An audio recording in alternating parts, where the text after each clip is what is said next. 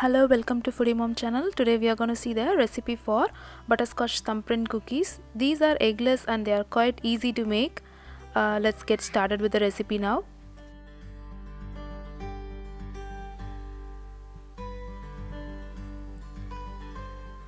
First, let's take a bowl and add 1 cup of butter.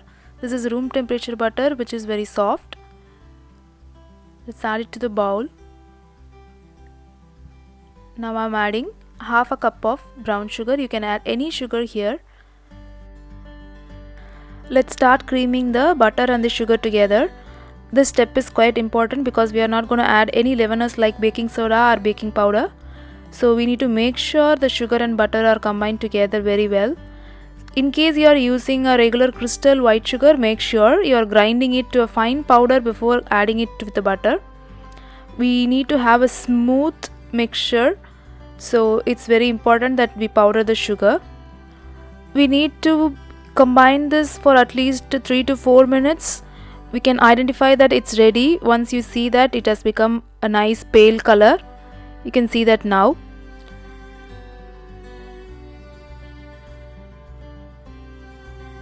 I'm adding 1/4 teaspoon of salt. And now 2 cups of atta, which is whole wheat flour. This recipe is quite an easy one. It's quite easy to remember as well. It's 1 part sugar, 2 part butter and 3 part flour. So we used half a cup of sugar, 1 cup of butter and 2 cup of flour and a little bit of salt. So let's combine this together. Now we can see that everything came together. So if you see it doesn't come together using a spatula, you can go ahead and use hand.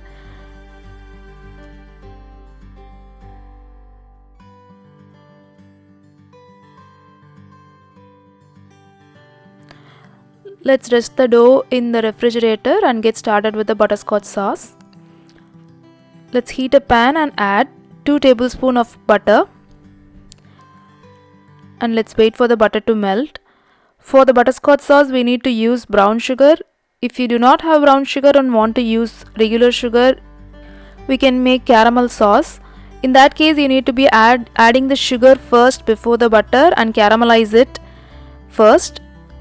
So here, after the butter melts, I'll be adding 1/4 cup of brown sugar. If you're going to use white sugar, add the 1/4 cup of regular sugar first and caramelize it and then add the sugar. So here, once the butter is melted, I'm adding the brown sugar, and along with that I'm adding a pinch of salt and 1/4 cup of heavy cream.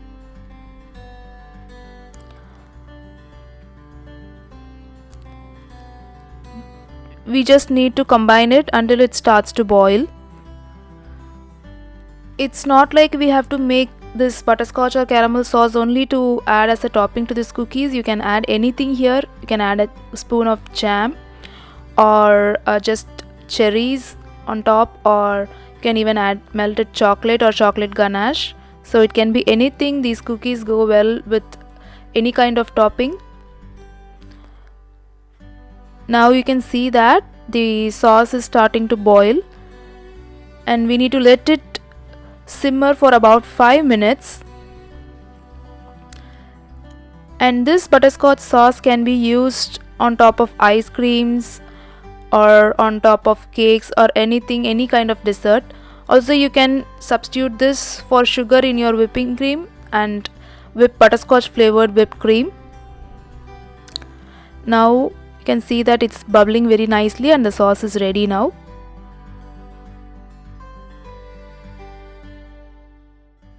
Let's add 3/4 teaspoon of vanilla for the flavor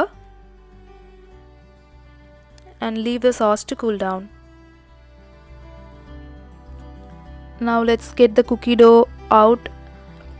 It's always good to rest the cookie dough for about 30 minutes before baking. Now we can go ahead and shape the cookie dough into even sized balls.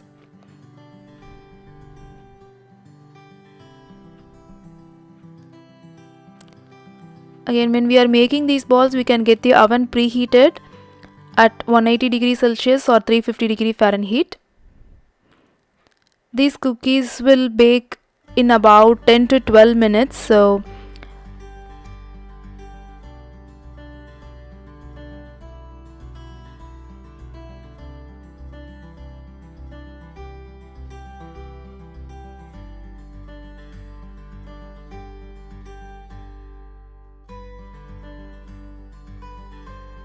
let's get them baking in the oven now.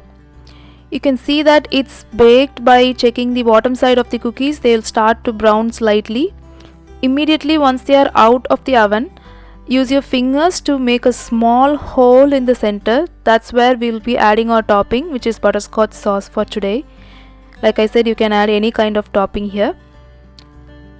So once they are out of the oven, they'll be soft in the center. So that time we are making a small hole in the center.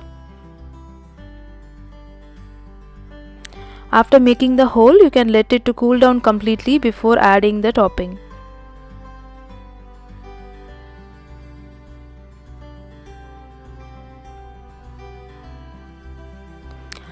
You can now see that it's starting to turn brown. This is how we check the doneness of the cookie. Though they are soft in the center while they come out, they will firm up while they cool down. Now it's time to add our topping. It's best to serve these cookies on the same day, 2 to 3 hours after we add the topping.